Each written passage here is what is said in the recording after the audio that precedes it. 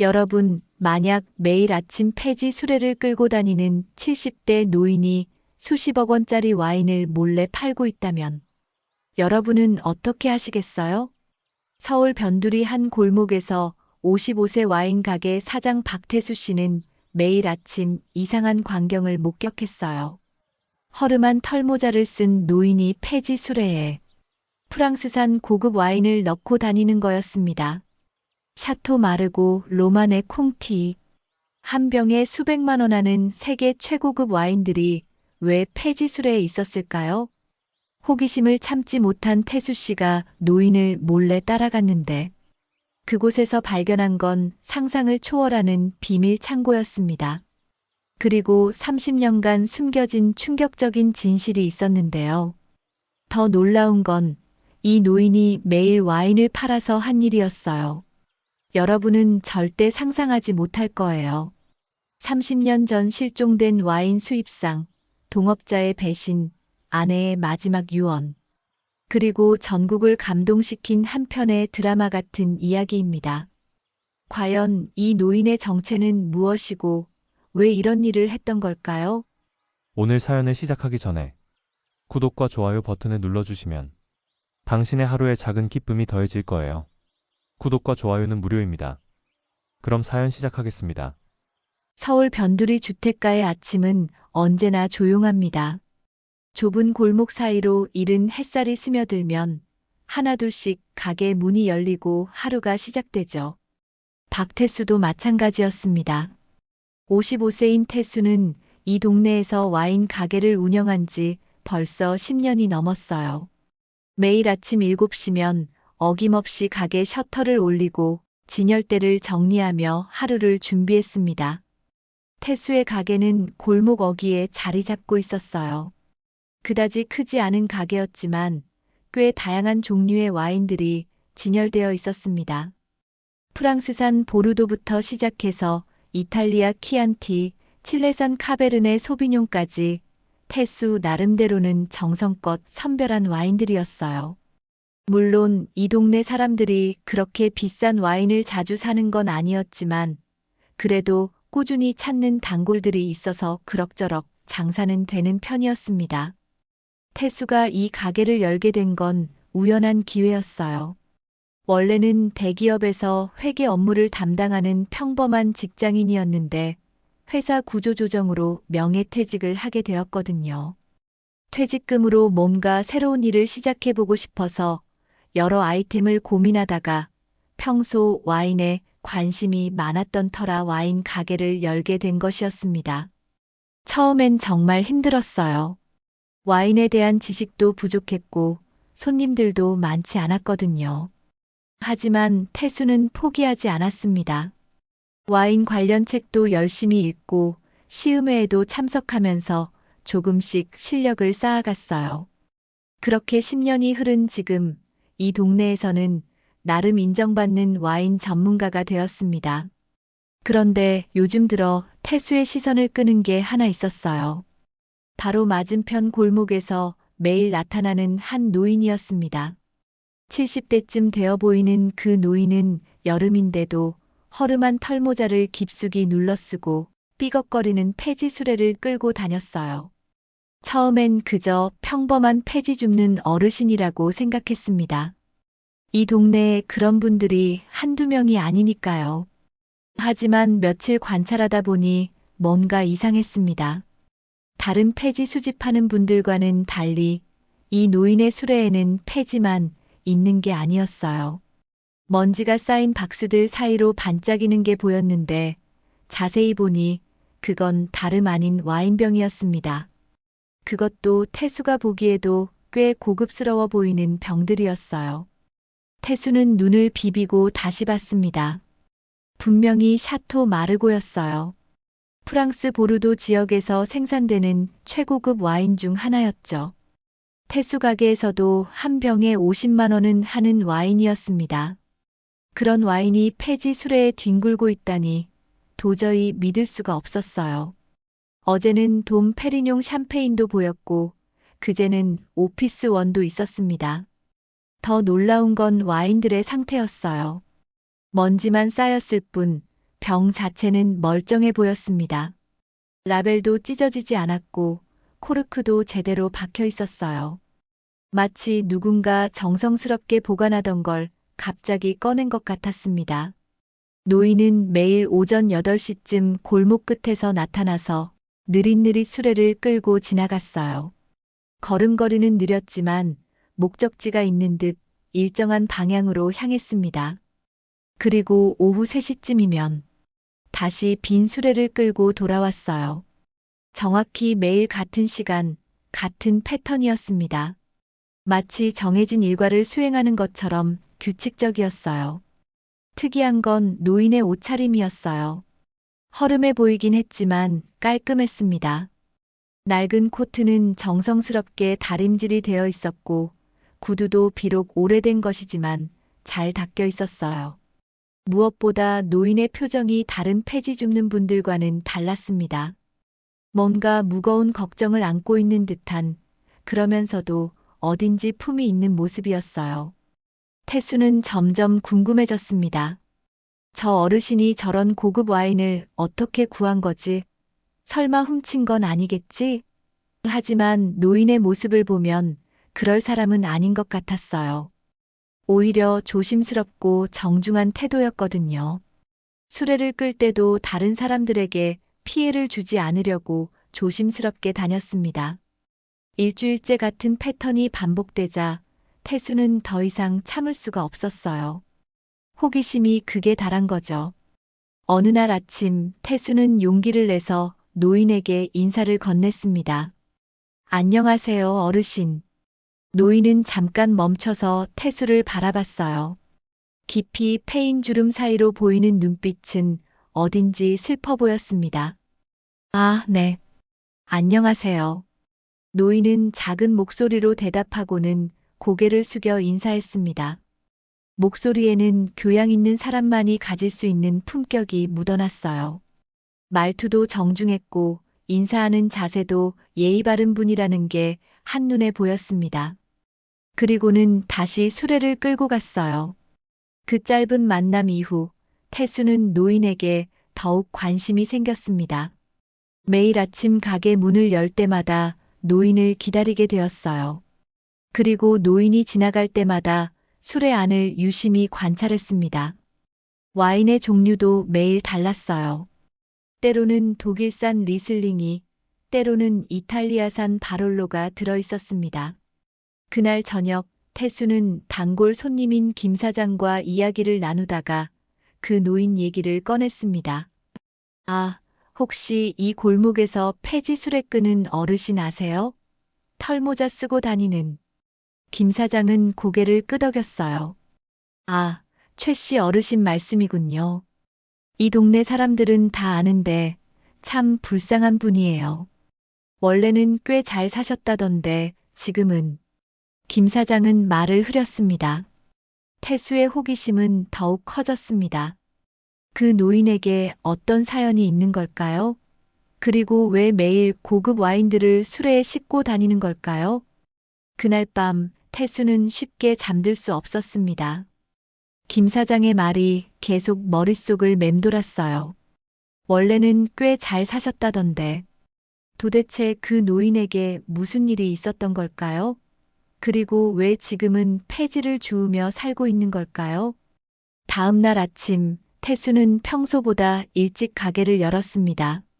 노인이 나타나기 전에 미리 준비를 하고 싶었거든요. 7시 30분쯤 태수는 가게 앞에서 커피를 마시며 골목을 바라봤어요. 어김없이 8시 정각에 노인이 나타났습니다. 오늘도 수레에는 먼지 낀 박스들과 함께 와인병 몇 개가 보였어요. 태수는 더 자세히 관찰해 봤습니다. 오늘은 프랑스산 부르고뉴 와인이 보였어요. 로만의 콩티는 아니었지만 그래도 한 병에 20만 원은 하는 고급 와인이었습니다. 어르신, 안녕하세요. 태수가 먼저 인사를 건넸어요. 노인은 고개를 돌려 태수를 바라봤습니다. 아, 와인 가게 사장님이시군요. 안녕하세요. 어제보다는 조금 더 친근한 느낌이었어요. 날씨가 많이 더운데 건강 조심하세요. 태수가 말했습니다. 노인은 잠깐 멈춰서 미소를 지었어요. 고맙습니다. 사장님도 건강하세요. 그리고는 다시 수레를 끌고 갔습니다. 그날 오후 태수는 동네 단골 할머니인 박순자 씨가 가게에 들르자 슬쩍 물어봤어요. 할머니, 혹시 이 골목에서 폐지 줍는 최 씨 어르신 아세요? 박순자 할머니는 고개를 끄덕였습니다. 아이고, 최만석 씨 말이구나. 그 양반 참 딱한 사람이야. 어떤 분이세요? 태수가 조심스럽게 물었어요.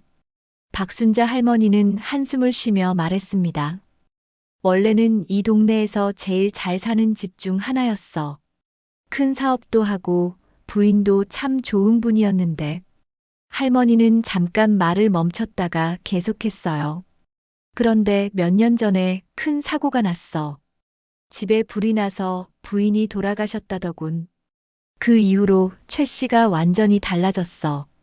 사업도 정리하고 지금은 혼자 쪽방에서 살고 있다던데. 할머니의 목소리에는 안타까움이 묻어났습니다. 태수는 깜짝 놀랐어요. 화재 사고라니 상상만 해도 끔찍했습니다. 사랑하는 사람을 그런 식으로 잃는다면 얼마나 큰 충격일까요? 그럼 지금은 어떻게 사세요? 태수가 물었습니다. 폐지도 죽고 가끔 뭔가를 팔기도 하더라고. 근데 참 이상한 게 없이 사는 사람이 가끔 비싼 물건들을 들고 다니더라니까. 이웃들도 궁금해하는데 통말은 안 해. 숨기는 게 많은 양반이야. 박순자 할머니가 말했어요. 그날 저녁 태수는 인터넷으로 이것저것 검색을 하다가 기사들을 몇 개 발견했습니다. 그 중에서 3년 전 기사 하나가 눈에 띄었습니다. 서울 강북구 주택가 화재, 60대 여성 사망이라는 제목이었어요. 기사를 읽어보니 더 자세한 내용을 알 수 있었습니다. 화재는 새벽 2시경에 발생했고 부부가 사는 집의 부인 김모 씨가 연기에 질식해 사망했다고 나와 있었어요. 남편 김모 씨는 출장 중이었기 때문에 화를 면했다고 했습니다. 태수는 마음이 무거워졌어요. 그런 비극을 겪은 분이었구나 싶었습니다. 문득 최 씨 어르신 얘기가 떠오르며 이 기사 내용의 주인공은 아닌지 생각했습니다. 그냥 흔한 폐지 할아버지인데도 왜 이렇게 신경이 쓰이는 건지 태수는 알 수 없었죠. 하지만 여전히 궁금한 게 있었어요. 왜 매일 고급 와인들을 수레에 싣고 다니는 걸까요? 다음 날 태수는 더 일찍 가게 앞에서 기다렸습니다. 노인이 지나갈 때 더 자세히 관찰해보고 싶었거든요. 8시 정각, 어김없이 노인이 나타났어요. 오늘은 수레에 평소보다 더 많은 와인병들이 들어있었습니다. 태수는 용기를 냈습니다. 어르신, 잠깐만요. 노인이 멈춰서 태수를 바라봤어요. 제가 와인 가게를 하다 보니 어르신 수레에 있는 와인들이 눈에 띄더라고요. 혹시 어디서 구하시는 건가요? 노인의 표정이 순간 굳어졌습니다. 그냥 버려진 걸 주었어요. 목소리가 떨리고 있었어요. 분명히 뭔가 숨기고 있는 것 같았습니다. 혹시 도움이 필요하시면 언제든 말씀하세요. 와인에 대해서는 조금 알고 있거든요. 태수가 친근하게 말했습니다. 노인은 잠깐 망설이다가 고개를 끄덕였어요. 고맙습니다. 혹시 모르니. 그리고는 다시 수레를 끌고 갔습니다. 그날 오후 태수는 또 다른 단골인 이철수 씨에게 물어봤어요. 혹시 최만석 씨가 원래 어떤 일을 하셨는지 아세요? 이철수 씨는 잠깐 생각하더니 말했습니다. 아, 그분 원래 와인 수입업을 했었다나 봐요. 꽤 큰 회사였다던데. 이름은 모르고 근데 거기서 도둑질을 했다나 봐. 자세한 내막은 모르겠고 도망자 신세라는 소문이 있어. 태수는 깜짝 놀랐어요. 와인 수입업이라니. 그럼 노인이 가지고 있는 고급 와인들이 그때 남은 재고일 수도 있겠구나 싶었습니다. 지금도 그 일을 하세요? 태수가 물었어요. 아니요. 부인 돌아가신 후에 회사를 정리했다더라고요. 너무 큰 충격을 받으셔서. 이철수 씨도 안타까운 표정을 지었습니다. 그날 밤 태수는 다시 인터넷 검색을 해봤어요. 이번에는 최만석 와인 수입으로 검색했습니다. 아무것도 나오지 않았어요. 그러다 연관 검색어에 눈길이 가는 기사가 있었습니다. 5년 전 기사에서 김은우 씨가 운영했던 은호 와인이라는 회사가 상당히 큰 규모였다는 걸 알 수 있었습니다. 기사에 따르면 은호 와인은 프랑스와 이탈리아에서 직접 와인을 수입해서 판매하는 회사였어요. 특히 고급 와인 분야에서는 업계에서 꽤 인정받는 회사였다고 나와 있었습니다. 김은호 씨와 부인 김은희 씨가 함께 운영했던 것 같았어요. 하지만 화재 사고 이후 회사가 갑자기 문을 닫았다는 기사도 있었습니다. 다른 기사에는 김은호 씨를 수배하는 전단도 있었습니다. 이렇게 큰 사업을 하는 사람이 어째서 도둑질을 했는지 이해할 수 없었습니다. 그런데 기사를 보던 중 자세히 살펴보니 같이 첨부된 부부의 사진에 김은호 씨는 분명 최만석 씨의 얼굴을 하고 있었거든요. 태수는 점점 전체적인 그림이 그려지기 시작했어요. 와인 수입업을 하던 최만석 씨가 부인을 잃은 후 모든 걸 정리하고 지금은 남은 와인들을 조금씩 처분하고 있는 것 같았습니다. 그 와인들은 모두 도둑질을 한 것일까요? 수배 전단까지 있는 걸 보니 신분을 감추기 위해 김은호라는 본명을 숨기고 최 씨 어르신으로 살고 있는 걸까요? 하지만 여전히 의문이 남았어요. 왜 폐지 수레에 넣어서 다니는 걸까요? 그리고 매일 같은 시간에 같은 패턴으로 다니는 이유는 뭘까요? 태수는 더 깊이 알아봐야겠다고 생각했습니다. 태수는 그 노인이 더 궁금해졌습니다. 최만석 노인이 매일 어디로 가는지, 그 와인들을 어떻게 처리하는지 직접 확인해 보고 싶었어요. 그래서 다음 날 태수는 일찍 가게를 닫고 노인을 따라가기로 결심했습니다. 새벽 7시 30분, 태수는 가게 앞에 서서 기다렸어요. 마음이 두근거렸습니다. 괜히 이런 일을 하는 건 아닌가 싶기도 했지만 이미 너무 궁금해서 돌이킬 수 없었어요. 평소보다 일찍 나온 덕분에 노인이 어디서 나타나는지도 확인할 수 있었습니다.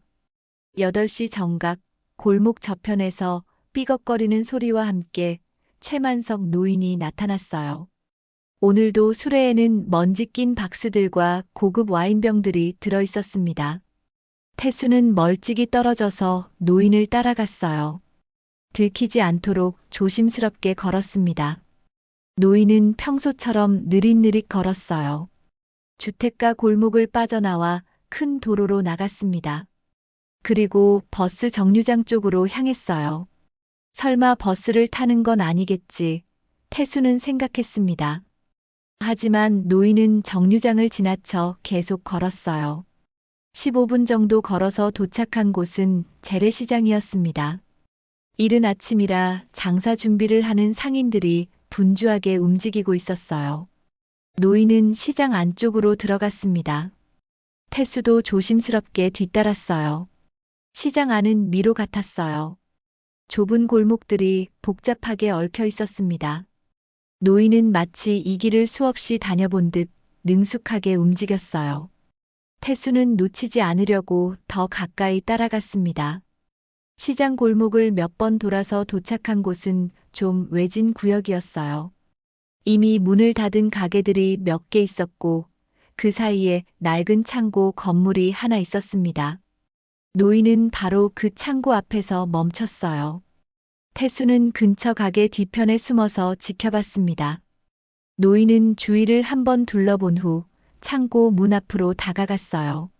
문은 낡은 자물쇠로 잠겨 있었는데 노인은 주머니에서 열쇠를 꺼냈습니다. 창고 문이 삐걱 소리를 내며 열렸어요. 태수는 목을 쭉 빼고 안을 들여다봤습니다. 어둠 속에서 뭔가 반짝이는 게 보였어요. 노인이 안으로 들어가자 태수는 조심스럽게 창고 쪽으로 다가갔습니다. 창고 문틈으로 들여다본 순간 태수는 깜짝 놀랐어요. 그곳에는 먼지가 쌓인 와인 진열대들이 가득했습니다. 마치 와인 전문점 창고 같았어요. 수십 개의 상자들이 차곡차곡 쌓여 있었고 벽면에는 온도 조절 장치도 설치되어 있었습니다. 노인은 창고 안쪽으로 들어가서 뭔가를 하고 있었어요. 태수는 더 자세히 보려고 조금 더 가까이 갔습니다. 그때 노인이 벽에 걸린 낡은 액자를 열더니 그 안에서 금빛 열쇠를 꺼냈어요. 그 열쇠로 특별한 진열장을 열었습니다. 그 안에는 정말 값비싼 와인들이 보관되어 있었어요.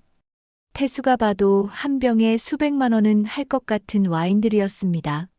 로마네 콩티, 페트리스, 르펜 같은 세계 최고급 와인들이 즐비했어요. 노인은 조심스럽게 그 중에서 와인 몇 병을 골라서 수레에 실었습니다. 마치 보물을 다루는 것처럼 정성스럽게 포장했어요. 그리고 진열장을 다시 잠그고 열쇠를 액자 안에 숨겼습니다. 태수는 숨을 죽이고 지켜봤어요. 이게 바로 노인의 비밀이었구나 싶었습니다. 원래 와인 수입업을 하던 최만석 씨가 이 창고에 남은 재고들을 보관하고 있었던 거예요. 그리고 매일 조금씩 꺼내서 어디론가 가져가는 것 같았습니다. 노인이 창고에서 나오자 태수는 재빨리 숨었어요. 노인은 다시 문을 잠그고 주위를 둘러봤습니다. 그리고 수레를 끌고 다른 방향으로 갔어요. 태수는 계속 따라갔습니다. 이번에는 시장 반대편으로 나갔어요. 그곳에는 작은 골동품 가게들이 몇 개 있었습니다. 노인은 그중 한 가게 앞에서 멈췄어요. 보물상회라는 간판이 걸려 있었습니다. 가게 주인이 나와서 노인과 인사를 나눴어요. 두 사람은 이미 오래 알고 지낸 사이인 것 같았습니다. 노인은 수레에서 와인 2병을 꺼내서 주인에게 보여줬어요. 태수는 가게 건너편에서 지켜봤습니다. 가게 주인이 와인을 자세히 살펴보더니 고개를 끄덕였어요. 그리고 지갑에서 돈을 꺼내서 노인에게 건넸습니다. 꽤 두툼한 돈뭉치였어요. 거래가 끝나자 노인은 깊게 인사를 하고 가게를 나왔어요. 그리고 다시 수레를 끌고 시장을 빠져나갔습니다. 태수는 계속 따라갔어요. 이제 노인이 어디로 가는지 더 궁금해졌거든요. 시장에서 나온 노인은 주택가 쪽으로 향했어요. 하지만 집으로 바로 가는 건 아니었습니다. 중간에 작은 교회 앞에서 멈췄어요. 교회 마당에는 사랑의 집이라는 간판이 걸린 작은 건물이 있었습니다. 노인은 그 건물 안으로 들어갔어요. 태수도 조심스럽게 따라가서 창문 너머로 들여다봤습니다. 안에는 아이들이 몇 명 있었어요. 고아원 같은 곳인 것 같았습니다. 노인은 주머니에서 아까 받은 돈을 꺼내서 직원에게 건넸어요. 그리고 아이들과 잠깐 이야기를 나눴습니다. 아이들이 노인을 반갑게 맞는 걸 보니 처음 온 게 아닌 것 같았어요. 30분 정도 있다가 노인이 나왔어요. 이번에는 정말로 집으로 향하는 것 같았습니다. 태수는 멀찍이 서 따라갔어요. 노인이 도착한 곳은 낡은 다세대 주택이었습니다. 1층 구석에 있는 작은 방으로 들어갔어요. 태수는 이제 모든 걸 이해할 수 있었습니다. 최만석 노인은 창고에 보관된 고급 와인들을 조금씩 팔아서 그 돈을 고아원에 기부하고 있었던 거예요. 매일 같은 시간에 같은 패턴으로 움직이는 이유도 알 것 같았습니다. 하지만 여전히 궁금한 게 있었어요. 왜 이런 방식으로 기부를 하는 걸까요? 그리고 창고의 와인들은 정말로 노인 것이 맞는 걸까요? 태수는 더 알아봐야겠다고 생각했습니다. 태수는 집으로 돌아가는 길에 머릿속이 복잡했습니다. 최만석 노인이 와인을 팔아서 고아원에 기부한다는 건 분명 좋은 일이었어요. 하지만 뭔가 석연치 않은 부분들이 있었습니다. 왜 이렇게 몰래 해야 하는 걸까요? 그리고 그 많은 고급 와인들이 정말 노인 소유가 맞는 걸까요? 다음 날 태수는 평소보다 일찍 가게에 나왔어요. 노인이 지나갈 때를 기다리고 있었습니다. 8시 정각, 어김없이 최만석 노인이 나타났어요. 오늘은 직접 물어보기로 마음먹었습니다. 어르신, 안녕하세요. 태수가 먼저 인사를 건넸어요. 노인은 고개를 돌려 태수를 바라봤습니다. 아, 와인 가게 사장님. 안녕하세요. 태수는 용기를 내서 물었습니다. 어르신, 죄송한데요. 술에 있는 저 와인들, 어디서 구하시는 건가요? 제가 와인 장사를 하다 보니 정말 궁금해서요. 순간 노인의 표정이 굳어졌습니다. 눈빛이 경계하는 듯 변했어요. 그냥 버려진 걸 주었다고 했잖아요. 목소리가 떨리고 있었습니다. 하지만 저 와인들은 정말 비싼 것들이에요. 샤토 마르고 로마네 콩티. 이런 건 그냥 버려지는 게 아니거든요. 태수가 조심스럽게 말했습니다. 노인은 잠깐 망설이더니 한숨을 쉬었어요. 사장님, 이건 사정이 복잡해요. 남들이 알면 안 되는 일이라서.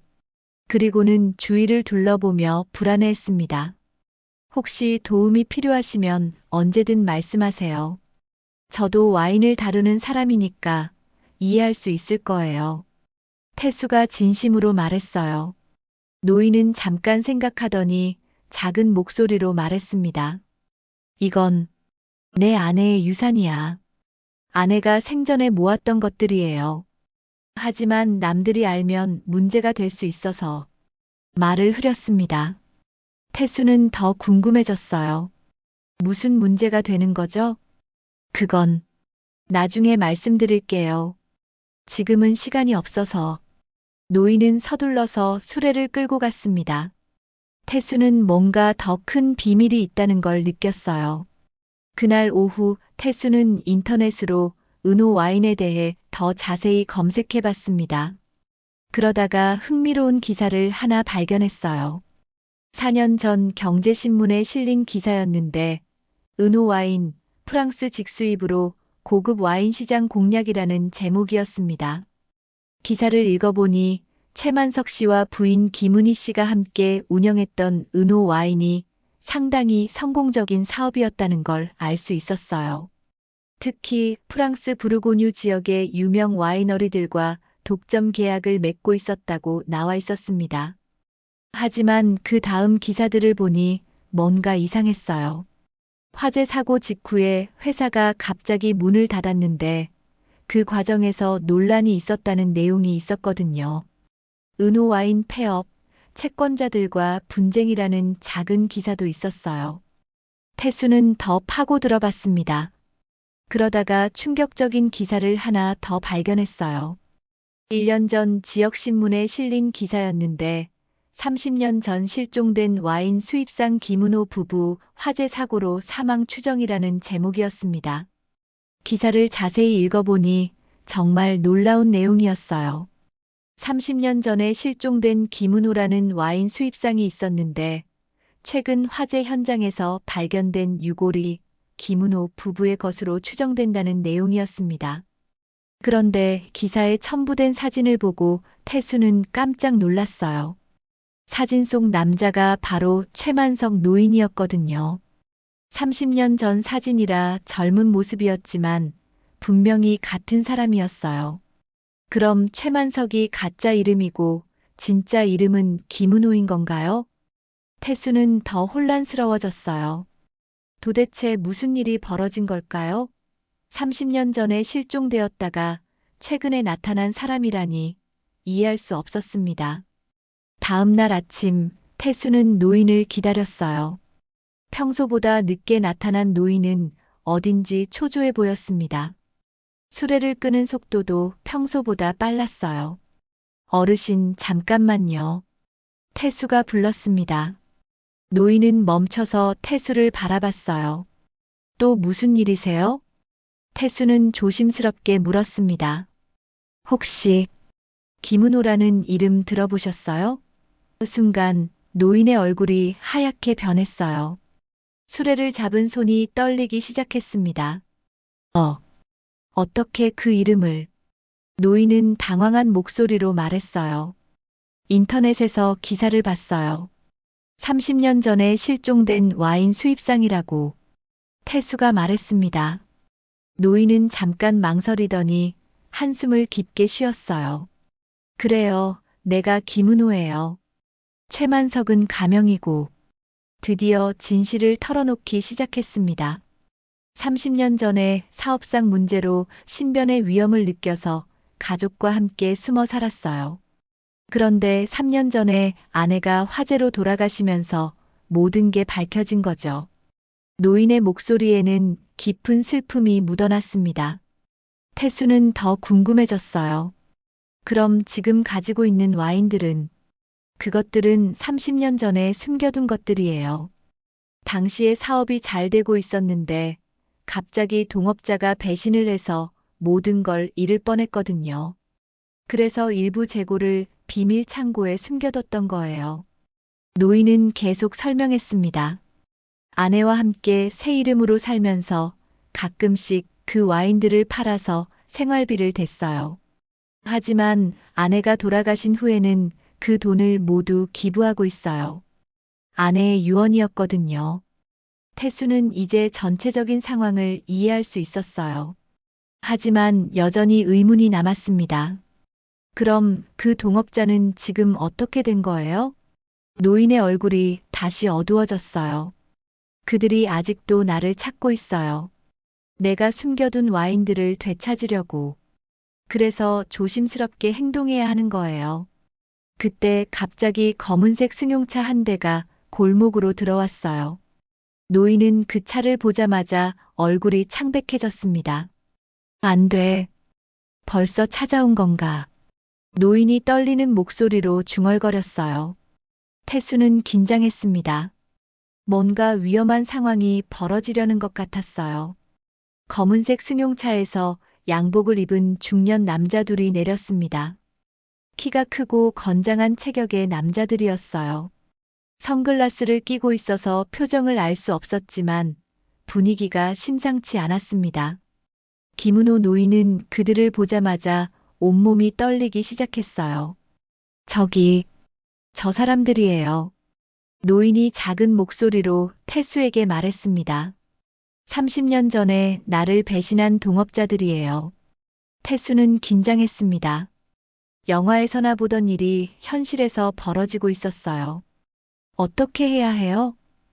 태수가 조심스럽게 물었습니다. 일단 피해야 해요. 저들이 나를 발견하면. 노인은 말을 끝내지 못했어요. 하지만 상황이 위험하다는 건 분명했습니다. 양복 남자들은 주위를 둘러보며 천천히 걸어왔어요. 마치 누군가를 찾고 있는 것 같았습니다. 그중 한 명이 휴대폰을 꺼내서 누군가와 통화를 하기 시작했어요. 네, 회장님. 이 동네가 맞는 것 같습니다. 목격자 증언에 따르면 매일 이 시간에 나타난다고 하는데 남자의 목소리가 골목에 울려 퍼졌습니다. 태수는 재빨리 노인의 팔을 잡고 자신의 가게 안으로 끌어들였어요.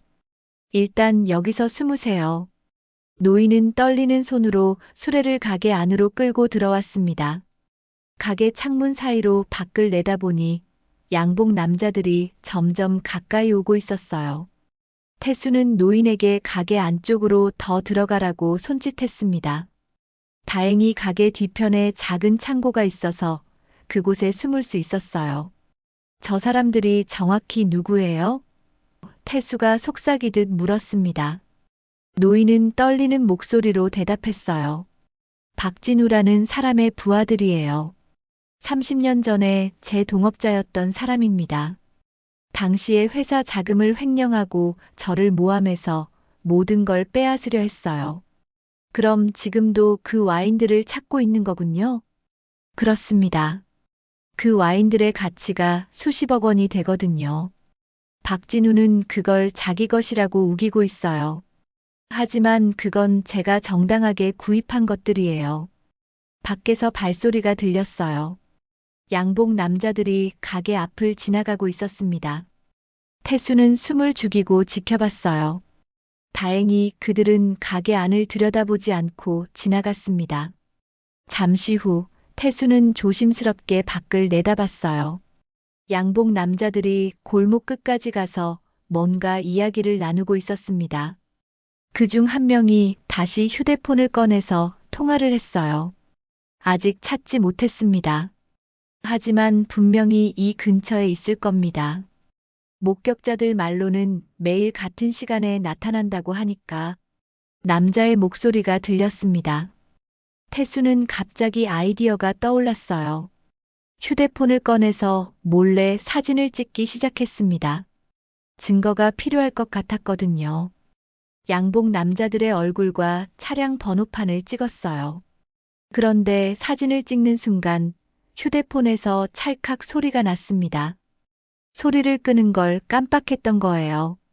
양복 남자들이 그 소리를 듣고 이쪽을 바라봤습니다. 저쪽에서 소리가 났는데 한 명이 말했어요. 그들이 태수 가게 쪽으로 다가오기 시작했습니다. 태수는 급하게 노인에게 말했어요. 뒷문으로 나가세요. 제가 시간을 벌어드릴게요. 하지만 사장님이 위험해져요. 괜찮아요. 어서 가세요. 노인은 할 수 없이 뒷문으로 나갔어요. 수레는 가게에 두고 갔습니다. 태수는 평상시처럼 와인 정리를 하는 척했어요. 양복 남자들이 가게 안으로 들어왔습니다. 안녕하세요. 한 명이 인사를 했어요. 목소리는 정중했지만 눈빛이 차갑습니다. 네, 어서 오세요. 무엇을 도와드릴까요? 태수가 최대한 자연스럽게 대답했어요. 혹시 이 근처에서 폐지 수레를 끌고 다니는 70대 노인 보셨나요? 털모자를 쓰고 다니는 남자가 물었습니다. 태수는 모르는 척했어요. 아, 그런 분이요? 이 동네에 그런 분들이 많아서 정확히 어떤 분인지 모르겠네요. 매일 아침 8시쯤에 이 골목을 지나간다고 들었는데요. 다른 남자가 말했어요. 아, 혹시 최 씨 어르신 말씀이신가요? 그분이라면 오늘 아침에 못 봤는데요. 평소에는 이 시간에 지나가시거든요. 양복 남자들은 서로 눈빛을 주고받았어요. 혹시 그 어르신이 어디 사시는지 아세요? 정확히는 모르겠어요. 그냥 인사만 나누는 사이라서. 태수가 대답했습니다. 그때 한 남자가 가게 안쪽을 유심히 살펴봤어요. 바닥에 수레바퀴 자국이 남아 있었거든요. 이게 뭔가요? 남자가 바닥을 가리키며 물었어요. 태수는 당황했지만 재빨리 대답했어요. 아, 그건 제가 와인 상자 옮길 때 카트 사용한 거예요. 무거운 상자들이 많아서. 남자들은 의심스러운 눈빛으로 태수를 바라봤어요. 그런데 왜 사진을 찍으셨나요? 한 명이 물었습니다. 사진이요? 태수가 당황한 척했어요. 아까 찰칵 소리가 났는데요. 태수는 기지를 발휘했어요. 아, 그거요? 새로 들어온 와인 사진 찍은 거예요. 인터넷에 올리려고. 휴대폰을 보여주며 와인 사진들을 보여줬습니다. 양복 남자들은 잠깐 휴대폰을 살펴봤어요. 다행히 태수가 미리 다른 사진들로 화면을 가려놨습니다. 혹시 이상한 일 있으면 연락주세요. 한 명이 명함을 건네며 말했어요. 명함에는 대한물산 부장 이민수라고 적혀 있었어요. 하지만 태수는 직감적으로 가짜 명함이라는 걸 알 수 있었습니다. 양복 남자들이 나간 후 태수는 안도의 한숨을 쉬었어요. 하지만 아직 끝난 게 아니었습니다. 노인이 안전한 곳에 있는지 확인해야 했어요. 태수는 뒷문으로 나가서 노인을 찾아봤어요. 다행히 근처 골목에 숨어 있던 노인을 발견할 수 있었습니다. 괜찮으세요? 고맙습니다. 덕분에 무사했어요. 노인이 말했어요. 이제 어떻게 하실 거예요? 저 사람들이 계속 찾을 텐데. 노인은 깊은 한숨을 쉬었어요. 더 이상 숨어 있을 수만은 없겠네요. 이제 진실을 밝혀야 할 때가 온 것 같습니다. 태수는 노인의 결심이 굳어지는 걸 느꼈어요. 양복 남자들이 떠난 후 태수는 김은호 노인을 자신의 가게로 데려왔습니다. 노인은 여전히 떨리고 있었어요. 30년간 숨어 살던 사람이 갑자기 발각될 위기에 처한 거니까 얼마나 무서웠을까요? 일단 안전한 곳에서 이야기해요. 태수가 말하며 가게 문을 잠갔습니다. 그리고 노인을 가게 안쪽 휴게 공간으로 안내했어요. 작은 테이블과 의자가 있는 곳이었습니다. 물 한 잔 드세요. 태수가 물을 따라 주었어요. 노인은 떨리는 손으로 물잔을 받아 마셨습니다. 잠시 침묵이 흘렀어요. 두 사람 모두 무슨 말부터 해야 할지 몰랐거든요. 사장님 정말 고맙습니다. 덕분에 큰일을 피했어요. 노인이 먼저 입을 열었습니다. 목소리가 많이 가라앉아 있었어요. 괜찮아요. 하지만 이제 더 자세한 이야기를 들을 수 있을까요? 저 사람들이 왜 어르신을 찾고 있는지, 그리고 정확히 무슨 일이 있었던 건지. 태수가 조심스럽게 말했습니다. 노인은 깊은 한숨을 쉬었어요. 그리고 천천히 이야기하기 시작했습니다. 사실 제 본명은 김은호입니다. 30년 전에는 꽤 성공한 와인 수입업자였어요. 노인의 목소리에는 그때의 기억이 생생히 담겨 있었어요. 제 아내 은희와 함께 은호 와인이라는 회사를 운영했습니다. 저희 부부의 이름을 따서 만든 회사였어요. 처음에는 작은 규모로 시작했지만 점점 커져서 업계에서도 인정받는 회사가 되었습니다. 태수는 조용히 들었어요. 노인의 눈빛에서 그때의 자부심과 행복했던 기억들이 느껴졌습니다.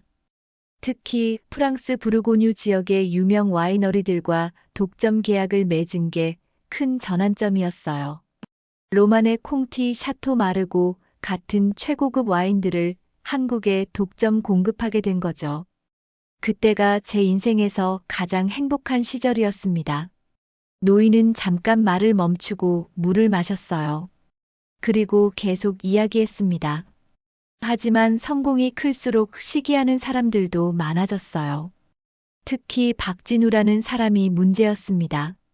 저와 함께 사업을 시작한 동업자였는데 점점 욕심이 커지더라고요. 어떤 욕심이요? 태수가 물었습니다. 처음에는 이익 배분 문제였어요. 박진우는 자기가 더 많은 지분을 가져야 한다고 주장했습니다. 하지만 실제로는 제가 모든 인맥과 노하우를 갖고 있었거든요. 박진우는 자금만 일부 투자했을 뿐이었어요. 노인의 표정이 어두워졌어요. 그러다가 박진우가 회사 자금을 몰래 빼돌리고 있다는 걸 발견했습니다. 저는 즉시 그를 경고했지만 오히려 박진우가 저를 모함하기 시작했어요. 어떻게 모함을 했나요? 저를 횡령 혐의로 고발한 거예요. 물론 거짓 고발이었지만 박진우가 조작한 증거들 때문에 경찰 수사까지 받게 되었습니다. 그때가 정말 절망적이었어요. 노인은 손으로 얼굴을 감쌌어요. 30년 전에 고통스러운 기억이 되살아나는 것 같았습니다. 결국 저는 모든 걸 포기하고 아내와 함께 도망치기로 했어요. 하지만 그 전에 가장 소중한 와인들만은 안전한 곳에 숨겨두었습니다. 그게 지금 창고에 있는 와인들인가요? 맞습니다. 당시에 프랑스에서 막 들여온 최고급 와인들이었어요. 총 가치가 수십억 원이었습니다. 저는 박진우가 그것들까지 빼앗아 갈까봐 미리 안전한 곳에 숨겨둔 거예요. 태수는 이제 상황을 이해할 수 있었어요. 그럼 30년 동안 그 와인들을 보관해온 거군요. 그렇습니다.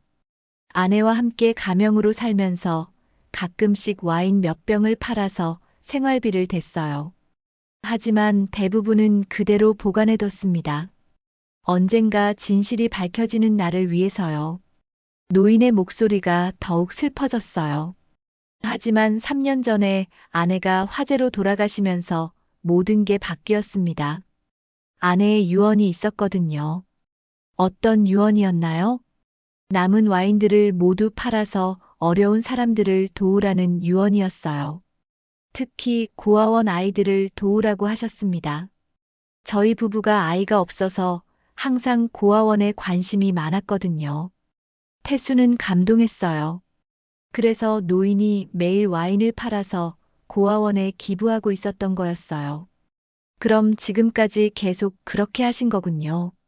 맞습니다. 아내가 돌아가신 후 3년 동안 매일 와인 몇 병씩 팔아서 그 돈을 고아원에 기부하고 있어요.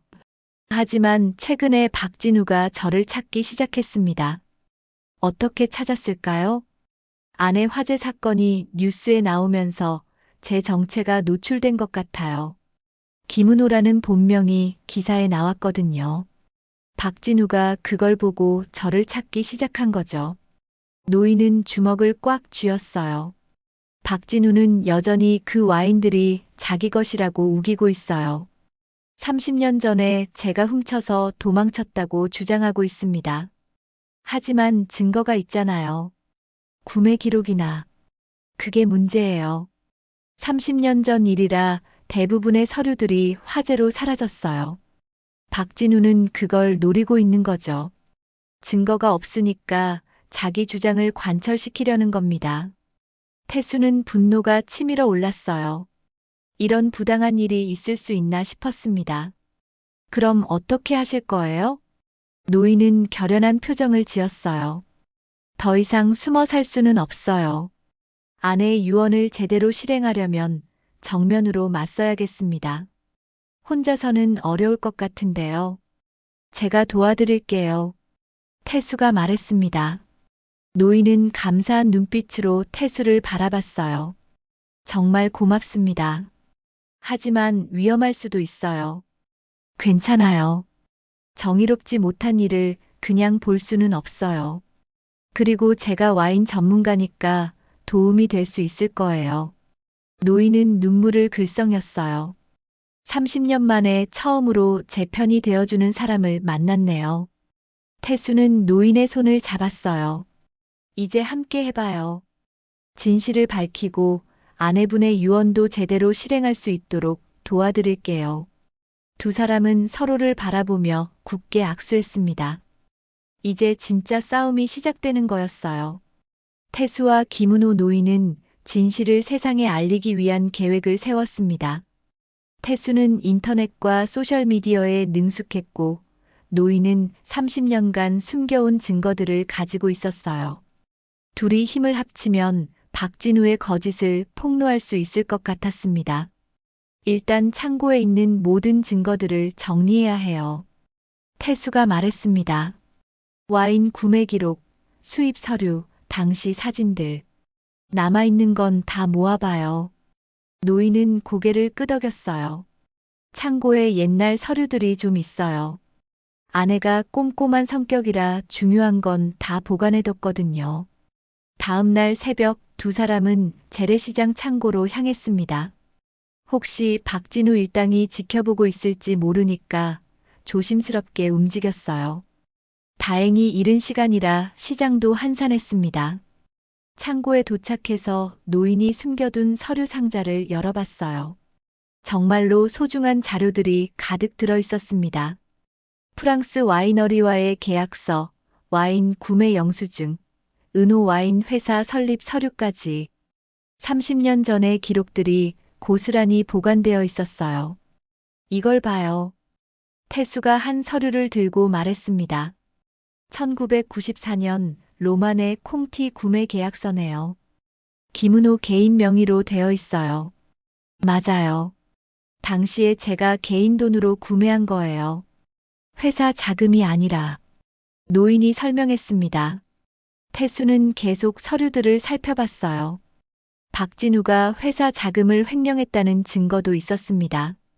이것도 중요한데요. 박진우가 무단으로 인출한 기록들이 다 남아있네요. 두 사람은 밤늦게까지 서류들을 정리했어요.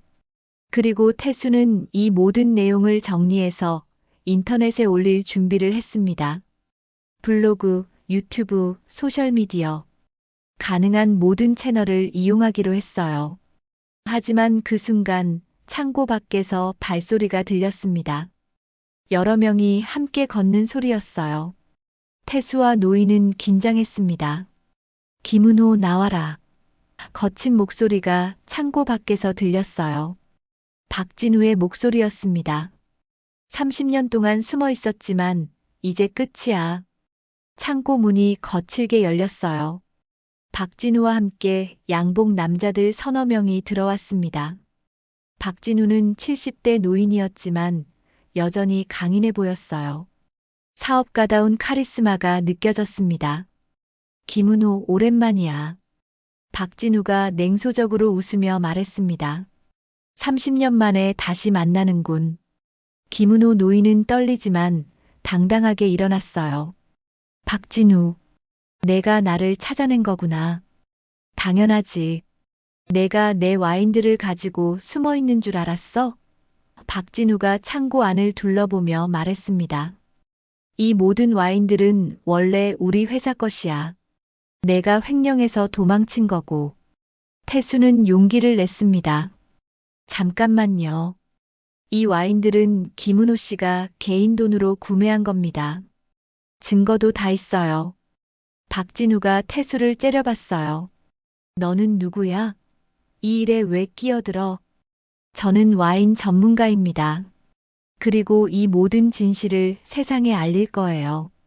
태수가 휴대폰을 꺼내며 말했습니다. 뭐? 박진우가 당황했어요. 태수는 이미 라이브 방송을 켜뒀습니다. 평소에 와인 관련 콘텐츠를 만들던 경험이 도움이 되었어요. 지금 실시간으로 방송하고 있어요. 시청자들이 다 보고 있습니다. 휴대폰 화면에는 시청자 수가 급격히 늘어나고 있었어요. 댓글들도 쏟아지기 시작했습니다. 여러분, 지금 30년간 숨겨진 진실이 밝혀지고 있습니다. 태수가 카메라를 향해 말했습니다. 이분은 김은호 씨입니다. 30년 전 와인 수입업계의 유명인이었던 분이에요. 박진우는 당황해서 부하들에게 소리쳤어요. 카메라 끄게 해. 하지만 태수는 재빨리 피했습니다. 김은호 씨, 진실을 말씀해 주세요. 시청자들이 듣고 있어요. 김은호 노인은 떨리는 목소리지만 또렷하게 말하기 시작했습니다. 30년 전 제가 운영하던 은호 와인에서 이 사람 박진우가 회사 돈을 횡령했습니다. 그리고 저를 모함해서 모든 걸 빼앗으려 했어요. 댓글창이 폭발했어요. 이게 무슨 일이야? 30년 전 사건이라고? 이 할아버지가 그 유명한 은호와인 사장님이었어? 은호와인? 나도 아는데. 태수는 계속 방송했습니다. 김은호 씨는 30년 동안 숨어 살면서 아내분의 유언에 따라 이 와인들을 팔아서 고아원에 기부하고 계셨습니다. 시청자 수가 1만 명을 넘어섰어요. 그리고 댓글들도 김은호 노인을 응원하는 내용들이 많아졌습니다. 박진우는 더욱 다급해졌어요. 이건 다 거짓말이야. 이 와인들은 회사 재산이었어. 증거를 보여드리겠습니다. 태수가 준비해둔 서류들을 카메라에 비춰주었어요. 이건 1994년 로만의 콩티 구매 계약서입니다. 김은호 개인 명의로 되어 있어요. 화면에 나온 서류를 본 시청자들이 댓글로 반응했어요. 와, 진짜 개인 돈으로 산 거네. 박진우가 거짓말하고 있는 거 아냐? 박진우가 소리쳤어요. 그런 서류들은 조작된 거야. 그때 태수가 결정적인 카드를 꺼냈습니다. 그럼 이것도 조작인가요? 박진우가 회사 자금을 무단 인출한 기록을 보여줬어요. 시청자들이 더욱 흥분했습니다. 댓글창에는 박진우 사기꾼, 김은호 씨 응원해요. 같은 메시지들이 넘쳐났어요. 실시간 시청자가 5만 명을 넘어서면서 다른 뉴스 채널들도 관심을 보이기 시작했어요. 몇 분 후에는 기자들이 창고 앞에 몰려들었습니다. 박진우는 완전히 당황했어요. 이런 식으로는 안 돼. 하지만 이미 늦었습니다. 경찰도 출동했고 기자들은 실시간으로 뉴스를 내보내고 있었어요. 30년간 숨겨졌던 진실이 드디어 세상에 알려진 거였습니다. 태수는 방송을 마무리하며 말했습니다. 여러분, 오늘 정의가 승리했습니다. 김은호 씨의 명예가 회복되었어요. 김은호 노인은 눈물을 글썽이며 카메라를 향해 고개를 숙였습니다. 30년 만에 진실을 말할 수 있게 된 거였어요. 실시간 방송이 끝난 후 일주일이 지났습니다. 그동안 세상은 완전히 바뀌었어요. 김은호 노인의 이야기는 전국적인 화제가 되었고 박진우와 그의 일당들은 사기와 횡령 혐의로 경찰에 체포되었습니다. 30년간 숨겨졌던 진실이 마침내 세상에 드러난 거였어요. 태수는 그날 이후로 잠을 제대로 못 이뤘습니다. 너무나 극적인 일들이 연달아 일어났거든요. 평범한 와인 가게 사장이었던 자신이 이런 큰 사건의 중심에 서게 될 줄은 꿈에도 몰랐어요. 언론에서는 연일 이 사건을 다뤘습니다. 30년 만에 밝혀진 진실, 고아원에 익명 기부한 와인 할아버지, 현대판 의적 김은호 같은 제목들이 신문과 인터넷을 장식했어요. 김은호 노인은 일약 전국적인 영웅이 되었습니다. 하지만 정작 김은호 노인은 조용했어요. 언론의 관심보다는 아내의 유언을 완수하는 것이 더 중요했거든요. 법정에서 박진우 일당이 유죄 판결을 받자 노인은 드디어 마음의 짐을 덜 수 있었습니다. 이제 정말 끝났네요. 김은호 노인이 태수 가게에서 차를 마시며 말했습니다. 30년 동안 가슴에 품고 살았던 한이 풀렸어요. 태수는 노인의 얼굴을 바라봤어요. 예전보다 훨씬 편안해 보였습니다. 무거운 짐을 내려놓은 사람의 표정이었어요. 앞으로 어떻게 하실 거예요? 태수가 물었습니다. 아내의 유언대로 남은 와인들을 모두 정리할 겁니다. 하지만 이제는 당당하게 할 수 있어요. 노인이 미소를 지었어요. 실제로 김은호 노인의 창고에는 아직도 수많은 고급 와인들이 남아 있었어요. 전문가들의 감정 결과 총 가치가 50억 원이 넘는다고 했습니다. 노인은 이 모든 와인들을 경매에 내놓기로 했어요. 하지만 혼자서는 어려울 거예요. 제가 도와드릴게요. 태수가 말했습니다. 정말 고맙습니다. 사장님이 없었다면 이런 일은 불가능했을 거예요. 노인이 감사 인사를 했어요. 두 사람은 함께 와인 경매를 준비했습니다. 태수의 와인 전문 지식과 노인의 수집품들이 만나니 시너지가 났어요. 경매 소식이 알려지자 전국에서 와인 애호가들과 수집가들이 관심을 보였습니다. 경매 당일 서울 시내 유명 호텔에서 성대한 행사가 열렸어요. 200명이 넘는 사람들이 참석했습니다. 그 중에는 유명 레스토랑 사장들, 와인 수입업체 대표들, 개인 수집가들이 포함되어 있었어요. 오늘 경매 수익금은 전액 전국의 고아원과 복지시설에 기부될 예정입니다. 경매 진행자가 발표했어요. 참석자들은 박수로 화답했습니다. 경매가 시작되자 뜨거운 경쟁이 벌어졌어요. 로만의 콩티 한 병이 2천만 원에 낙찰되었고 샤토 마르고는 800만 원을 기록했습니다. 평소 시세보다 훨씬 높은 가격이었어요. 사람들이 김은호 노인의 이야기에 감동해서 더 많이 지불한 거였죠. 경매가 끝났을 때 총 수익금은 53억 원을 기록했습니다. 예상보다 훨씬 많은 금액이었어요. 김은호 노인은 눈물을 글썽이며 감사 인사를 했습니다. 제 아내 은희가 하늘에서 보고 있다면 정말 기뻐할 거예요. 이 모든 분들의 따뜻한 마음에 감사드립니다. 노인의 말에 장내가 숙연해졌어요. 경매가 끝난 후 며칠 뒤 김은호 노인은 다시 폐지 수레를 끌고 태수 가게 앞을 지나갔습니다. 하지만 이번에는 수레 속의 와인이 아닌 하얀 꽃다발과 편지 봉투가 놓여 있었어요. 태수는 가게에서 나와 노인에게 다가갔습니다. 어르신, 어디 가세요? 아내한테 가는 길이야. 노인이 대답했어요. 오늘이 아내 기일이거든. 드디어 아내 앞에서 당당하게 설 수 있게 되었어.